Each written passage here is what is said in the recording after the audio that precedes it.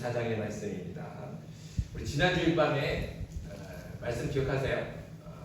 뭐에 대해서는 기억하시나요? 말하는 나귀에 대해서. 네, 기억하시죠?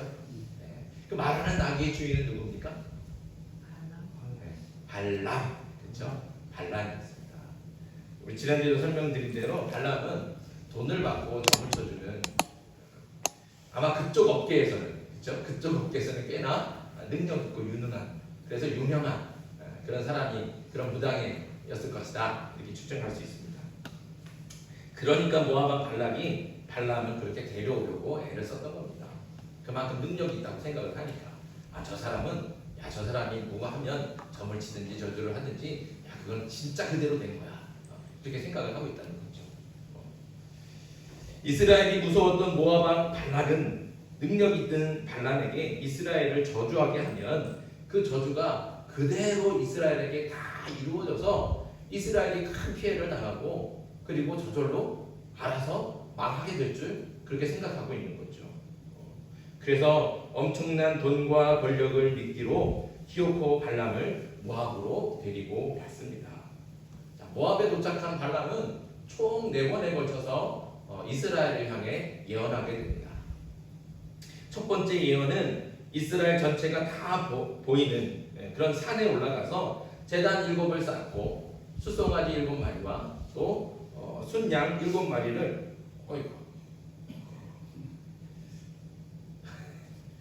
순양 7마리를 제물로 바쳤습니다. 모압 왕 발락은 당연히 발람이 이스라엘을 저주해 줄 것이라고 믿고 기대하고 있었죠. 하지만 발람의 입술에서 나온 것은 뭐예요? 저주가 아니라 이스라엘 향한 축복의 말씀이었습니다. 왜 그렇습니까? 하나님께서 발람에게 이스라엘을 축복하도록 말씀하시는 거예요. 다른 말씀을 주시지 않고 이스라엘에게 축복의 말씀만 주시니까 발람은 그렇게 이스라엘을 축복하게 된 거죠. 그러나 그 발람을 통해서 들려지는 그 이스라엘 향한 축복의 말씀, 그 예언의 말씀을 들은 발람은 어떻게 했습니까? 발락이 그 말을 듣고 어떻게 했을까요? 굉장히 놀랐겠죠. 저주하라고 돈 주고 불렀는데 저주가 아니라 이스라엘을 도리어 축복하고 있으니까 이거 얼마나 황당한 일입니까? 당황스러웠을 거예요. 하지만 그래도 발락은 화를 내지는 않았습니다. 발락은 놀란 가슴을 진정시키고 발람을 다른 데로 데리고 가서 두 번째로 예언하게 하는 거예요. 두 번째 예언을 위해서 발락은 이스라엘 진영의 끝자락만 보이는 비스가산 꼭대기로 발람을 데리고 갔습니다. 그럼 발락이 기대한 대로 발람이 이스라엘을 저주했을까요? 아닙니다. 그때도 역시 저주하지 않죠. 발락은 이스라엘을 저주하지 않고 또다시 축복했습니다. 또다시 이스라엘의 저주가 아닌 축복의 예언을 들은 발락, 이 모압 왕 발락이 어떻게 했을까요? 어떤 반응을 보였을까요? 자, 우리 23장으로 한번 가봅시다. 23장의 25절의 말씀. 자, 23장 25절 말씀 같이 한번 읽겠습니다. 시작. 발락이 발람에게 이르되 그들을 저주하지도 말고 축복하지도 말라. 자, 뭐예요? 발락이 뭐라고 그런다고요? 저주하지도 말고 축복하지도 말라. 이 말은 말하라는 거예요? 하지 말라는 거예요? 어떤 말도 하지 말라는 거예요. 뚝 닦고 있어라. 그러니까 지금 발락이 화가 난 겁니다. 화가 난 거예요. 내가 분명히 저주하라고 돈 주고 당신을 불러왔는데 왜 저주를 하지 않고 축복을 하느냐? 이제 더 이상 말도 하지 마. 그러니까 얼마나 화가 났으면 저주하라고 불렀는데 저주를 하지 말라라고 말하는 거예요. 그러니까 그 정도로 지금 발락이 화가 나 있는 겁니다. 그래서 아무 말도 하지 말고 이제는 이 꾹 닫고 저주도 하지 말고 축복도 하지 말아라, 이렇게 말은 했지만 발락은 금세 마음이 바뀌죠. 그래서 또 발락한테 다가가서 매달리는 거예요. 제발 이스라엘 좀 저주 좀 해주세요. 그리고 다시 부탁하는 겁니다. 그래서 다시 장소를 부올산으로 옮겨서 이스라엘을 저주하게 했습니다. 자, 그러나 발람은 또다시 이스라엘을 축복했습니다. 이렇게 3번 연속으로 발람이 저주가 아닌 축복을 하자 이제 발락은 참았던 화가 폭발하고 마는 거예요. 억눌렀던 화가 이제 완전히 폭발하고 말았습니다. 오늘 말씀 24장 10절 같이 한번 읽겠습니다. 24장 10절입니다. 시작.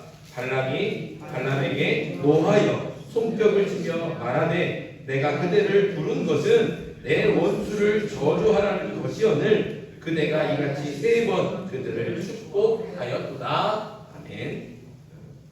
발락은 이제 완전히 화가 머리끝까지 치밀어 올라서 노했다는 거예요. 화라는 거예요. 그리고 크게 소리치는 거예요.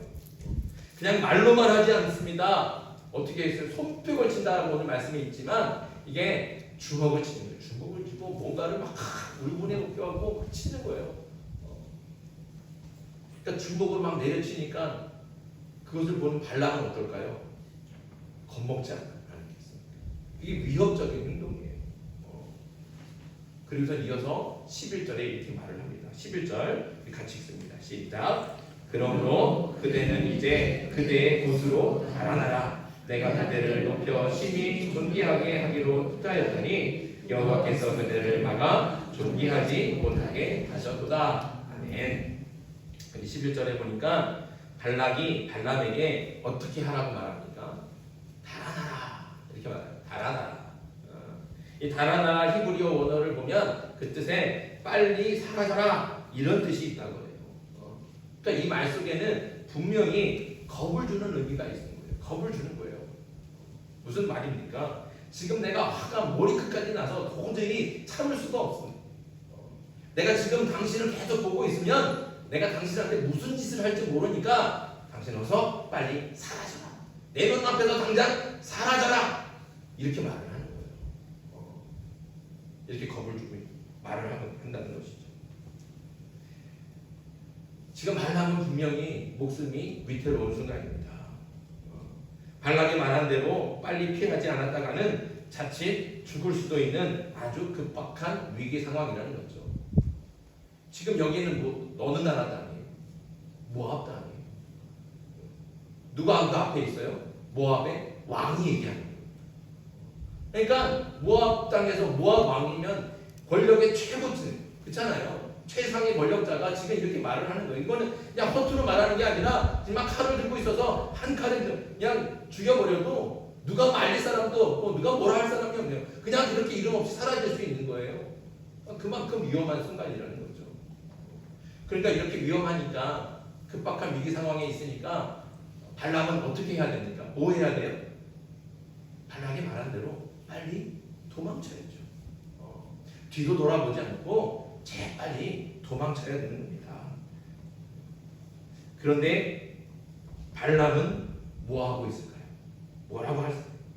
자, 24장 12절과 13절 24장 12절 13절 같이 읽습니다. 시작. 발람이 발람에게 이르되 당신이 내게 보낸 사신들에게 내가 말하여 이르지 아니하였나이까 가령 발락이 그 집에 가득한 은금을 내게 줄지라도 나는 여호와의 말씀을 어기고 선악간에 내 마음대로 행하지 못하고 여호와께서 말씀하신 대로 말하리라 하지 아니하였나이까. 아멘.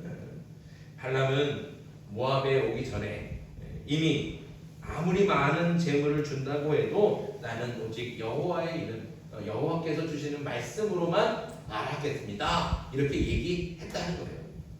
이미 출발하기 전부터 내가 이렇게 말하지 않았느냐? 그러니까 발람에게 책임이 있다는 거예요, 없다는 거예요? 책임이 없다는 거예요. 나는 아무 책임이 없다. 내가 분명히 너한테 나는 오직 하나님의 이름으로만 하나님께서 주신 말씀만 말할 뿐이다. 분명히 말하지 않았느냐? 그런데 자기의 책임을 회피하고 있는 것이죠. 그럼에도 발람은 자신에게는 아무 잘못이 없다고 아주 강력하게 주장하고 있습니다.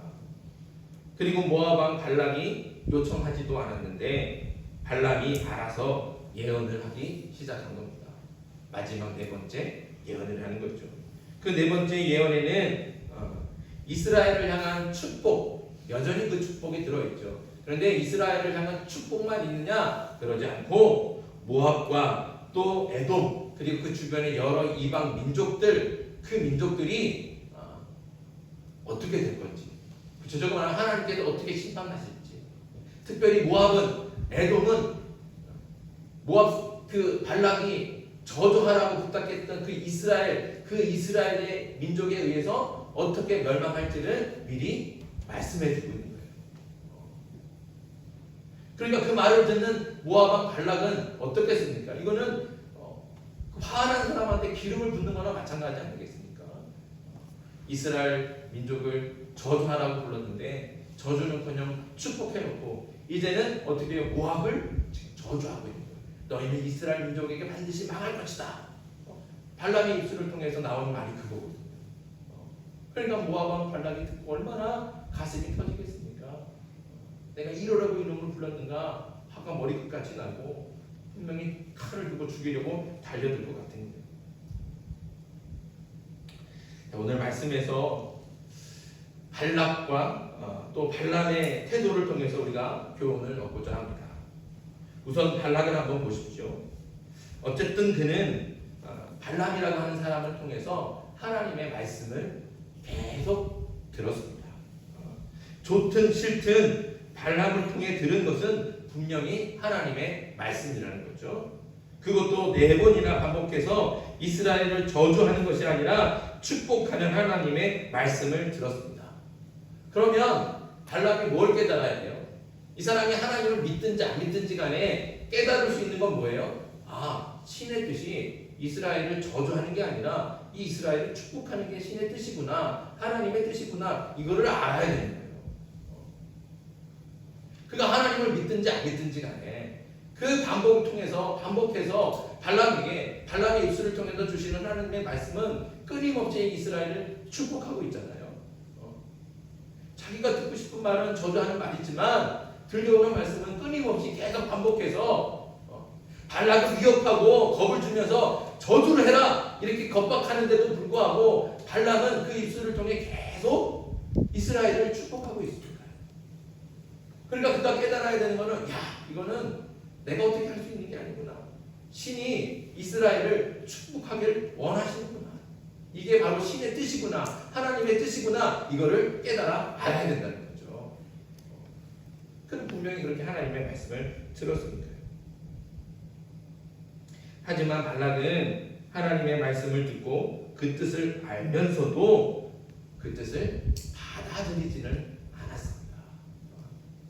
왜냐하면 자신이 원하는 대답이 아니기 때문에, 자신이 원하는 것이 아니기 때문에.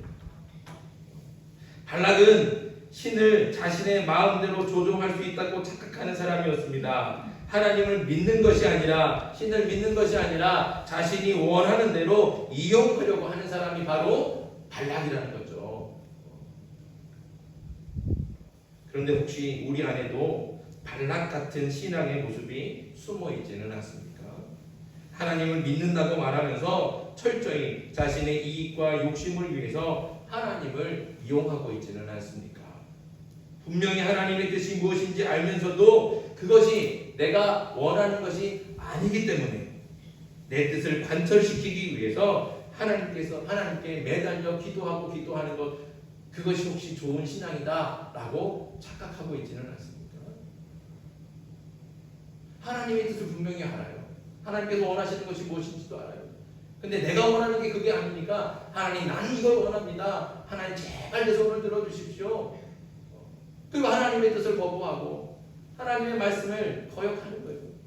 그리고 매달려서 하나님을 붙들고 있는 것, 그게 과연 좋은 신앙이라는 것이죠. 그것은 결코 좋은 신앙이 아닙니다. 여러분, 진실한 신앙은 그 결과까지도 온전히 하나님께 맡기는 신앙입니다.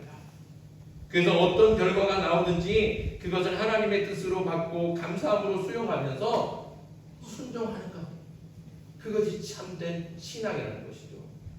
내가 기도했는데 이건 내가 원하는 것이 아니야. 그러면 하나님이 정말 살아계신지 의심하게 되고 시험받고 왜 하나님이 내 기도를 안 들어주시는가? 나를 싫어하시는가? 시험 드는 거예요. 근데 우리가 끊임없이 이렇게 말씀하지만 하나님께서는 우리에게 뭐예요? 가장 좋은 것 주시는 우리의 아버지시다. 하나님은 그런 거예요. 근데 다만 그것을 나에게 가장 좋은 것으로 내가 알지 못한다는 거죠. 그러니까 자꾸 이거 아니라고, 이거 아니라고, 내가 원하는 것은 이것이라고. 그게 붙들고서 하나님께 매달리고, 하나님께서 분명히 알려주시고 보여주시는데도 끊임없이 거부하고 내 것만을 주장하는. 그러면서도 매달리고 기도한다고 내가 오늘 1시간 기도했고 나 일주일 동안 기도하고 과연 그것이 좋은 신앙이냐? 그렇지 않다는 겁니다. 사랑하는 여러분, 이제 진실한 신앙으로 거듭나는 저와 여러분들 되길 바랍니다. 이방인 발락의 신앙과 같이 자신의 욕심을 채우려고 끊임없이 구하죠. 끊임없이 구하긴 구하잖아요. 발락도 그렇게 구하는 거예요.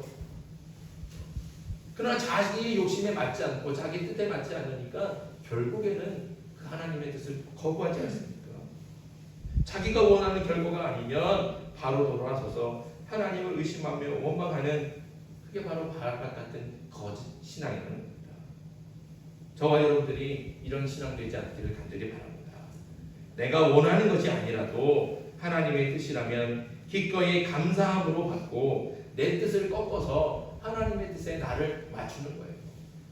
하나님을 꺾고 가고 내 뜻에 맞추는 게 아니라 어떻게든지 하나님의 뜻을 꺾고 가고 내 편으로 끌어안치는 게 아니라 내가 하나님 편에 가는 거예요.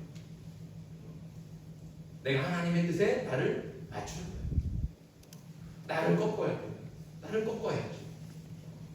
그래서 하나님의 뜻에 나를 맞추고, 그래서 하나님의 말씀에 순종하는 것, 그것이 참된 신앙인 줄 믿습니다. 저와 여러분들이 이런 신앙으로, 이런 참된 신앙으로 거듭날 수 있기를 주님의 이름으로 축복합니다. 반대로 발람의 태도를 한번 보면 좋겠습니다. 발람은 어떨까요? 사실 성경은 발람에 대해서 그렇게 좋은 평가를 내리지 않습니다. 오늘 말씀이 끝나지만 이 뒤에 보면 시딤에서의 음행이 있거든요. 이스라엘 백성들이 시딤에서 음행을 저질러요. 음란한 일을 행하죠. 모압의 여인들과 이렇게 가늠하고. 근데 이 음행이 누구로부터 시작이 되냐? 누가 누구의 관계로 하느냐? 바로 발람이 저지른 거다. 이렇게 말을 합니다. 그래서 성경에 보면 발람은 그렇게 좋은 평가를 하지 않죠. 아주 악한 사람으로 묘사를 하죠. 그런데 오늘 우리가 읽었던, 우리가 말씀을 나눴던 하나님의 말씀을 하나님의 말씀을 듣고 그 말씀을 그대로 선포하는 발람의 태도를 보면 분명히 그 안에도 우리가 배울 게 있다는 겁니다. 비록 발람이 재물에 눈이 멀어서 가지 말라고 말씀하신 그 하나님의 말씀을 거역하고 모압에 갔습니다. 하지만 다행히도 발람은 재물 때문에 거짓을 말하거나 진실을 왜곡하지는 않았다는 거죠. 생각해 보세요. 발람이 정말 재물에 대한 욕심으로 꽉 차 있어서 그 욕심을 이기지 못했다면 이스라엘을 축복하는 하나님의 말씀을 들었어도 어떤 말을 할까요? 발람에게 들려주되는, 발람이 좋아하는, 듣고 싶어하는 이스라엘을 저주하는 말을 하지 않겠습니까? 왜요? 그래야 발람이 주기로 했던 그 많은 재물들을 받을 수 있으니까요. 발람도 알아요. 이스라엘을 저주하라고 불렀으니까 저주를 해야지. 축복하면 약속했던 재물을 얻을 수 있겠습니까? 발람도 알죠. 그러니까 그 재물을 정말 갖기를 원했다면, 거기에 대한 욕심으로 꽉 차 있어서 그 욕심을 이기지 못했다면 하나님의 말씀을 아무리 들었어도 그대로 말하지 않는다는 거죠.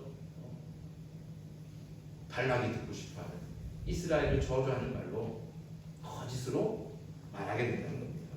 그런데 발람은 어떻게 해요? 그렇게 하지 않았습니다. 거짓이 아닌 하나님의 말씀 그대로를 전했다는 것이죠. 적어도 발람은 자신의 이익과 욕심을 위해서 거짓을 말하거나 진실을 왜곡하지 않았던 겁니다. 또 놀라운 것은 모압 왕이 화를 내고 무섭게 위협하면서 겁을 주는데도 발람은 굴복하지 않고 당당하게 끝까지 하나님의 말씀을 전했다는 겁니다. 분명히 자기 목숨이 지금 위태로운 순간이잖아요. 그런데도 그 순간에 그 모압 왕 발락 앞에 서서 아주 당당하게 하나님의 말씀, 마지막 하나님의 축복과 그리고 그 이방 민족들에 대한 심판의 말씀을 아주 당당하게 외치는 거예요. 칼이 무섭고 모압 왕의 권력이 두려워서 침묵하거나 거짓을 말할 수 있는데도 그는 침묵하지 않고 그렇다고 거짓을 말하지도 않았습니다. 발람은 자신의 목숨을 위협하는 그 무서운 권력 앞에서도 겁먹지 않고 끝까지 진리이신 하나님의 말씀을 전했다는 것이죠. 발람의 이런 태도는 분명히 우리가 배워야 합니다. 자신의 이익과 욕심을 위해서라면 하나님의 말씀을 듣고도 왜곡해서 거짓을 말하는 사람들이 분명히 있습니다. 거짓과 불의를 마치 하나님의 말씀인 것처럼 포장해서 속이는 것이죠. 그렇게 해서 재물을 모으고 자신에게 유리한 권력을 얻는 이기적인 기회주의자들이 있다는 거예요. 우리 옛날 얘기하면 박정희 시대에 유신 독재 했잖아요. 그럴 때 우리 교회 목사님들이 많이 청와대 가갖고 기도해 줬어요. 그런데 뭐라고 기도했는지 아세요? 우리 각하는 다윗 같은 민족의 영도자입니다. 하나님께서 반드시 들어주실 것이고 하나님께서 반드시 앞뒤를 열어주실 겁니다. 축복했어요. 우리가 잘 알고 있는 유명한 목사님들이 다 가서 축복했어요. 아마 윤석열 대통령에도 많이 그렇게 했을 거예요. 과연 그렇게 해서 얻을 수 있는 게 뭘까요? 그 유신정권 안에서 많은 교회들이 많이 크기도 키우고 사람도 늘어나고 권력의 비화 아래에서 그렇게 커갔죠. 우리가 그것을 잊으면 안 됩니다. 그러니까 우리가 그 권력 앞에서 권력의 종이 될 것이 아니라 그 권력 앞에서도 진리 대신 하나님의 말씀을 선포할 수 있어야 되죠. 그 유신 독재 사람들을 다 잡아다 가두고 민주주의를 외치는 사람들 다 감옥에 가두고 죽이는 그 사람 앞에서 어떻게 그렇게 말할 수 있어요? 하나님의 사람이 두렵지만 전해야죠. 선포해야죠. 물론 제가 그러면 저는 그렇게 할 수 있을까? 저는 못할 것 같지. 과연 그럴 수 있을까? 저도 장담은 할 수 없죠. 그러나 오늘 발람을 통해서 우리가 배워야 되는 것 바로 이런 삶의 자세인 줄 믿습니다. 진리 대신 하나님의 말씀에 정말 내 목에 칼이 들어와도 내가 당장 죽을 수 있는 위험한 순간이어도 그 진리를 지키고 정직하게 하나님의 말씀을 전파하는 것, 선포하는 것, 그것이 하나님을 믿는 그리스도인의 사명인 줄 믿습니다. 그러니 정말 하나님을 믿는다면 어떠한 순간에도 진실하고 정직해야 됩니다. 또 어떠한 위협과 협박에도 담대하게 진리를 지켜야 되는 것이죠. 저와 여러분이 이렇게 끝까지 진리를 지키며 어떠한 순간에도 진실하고 정직한 그리스도인들이 될 수 있기를 간절히 소망합니다. 세상과 타협하거나 세상 권력에 굴복하지 않고 진리 대신 하나님의 말씀을 정직하게 선포하고 끝까지 진리와 정의를 지키는 그런 진실한 신앙, 그런 그리스도인, 저와 여러분들이 그런 하나님의 사람이 되길 주님의 이름으로 축복합니다. 이제 우리에게 주신 말씀 기억합시다. 우리 두 가지 발람과 발락이죠. 첫 번째, 내 욕심과 뜻을 위해서 하나님을 이용하는 불순한 신앙이 되지 않게 해주시옵소서. 내가 원하는 것이 아니라도 하나님의 뜻이고 하나님의 말씀이라면 기꺼이 내 뜻을 꺾고 하나님의 뜻에 나를 맞추어서 하나님의 말씀에 순종하는 신앙인이 되게 해 주시옵소서. 두 번째는 어떠한 유혹에도 넘어가지 않고 어떠한 유혹과 폭력에도 굴복하지 않으며 끝까지 진리 되신 하나님의 말씀을 선포하고 끝까지 정의와 진실을 지키는 믿음과 용기를 우리에게 주시옵소서. 이 두 가지 기도 제목 가지고 함께 기도하시고 우리 계속해서 우리 김기님 권사님 또 박철광 형제를 위해서도 이 시간 주님을 부르고 함께 기도하겠습니다. 함께 주님을